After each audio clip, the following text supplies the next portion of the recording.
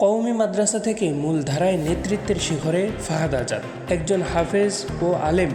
এই পরিচয় থেকেই শুরু। আজ তিনি দাঁড়িয়ে আছেন নেতৃত্বের সম্মুখ সারিতে।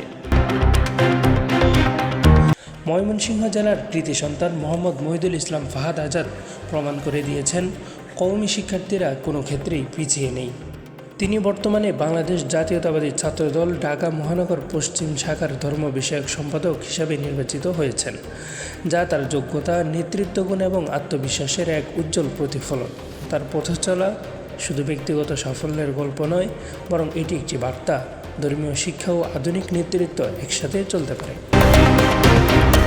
ফাহাদ আজাদ সামনে থেকে নেতৃত্ব দিয়ে দেখাচ্ছেন যে কওমি মাদ্রাসার শিক্ষার্থীরাও সমাজ, রাজনীতি এবং রাষ্ট্র গঠনে গুরুত্বপূর্ণ ভূমিকা রাখতে পারে।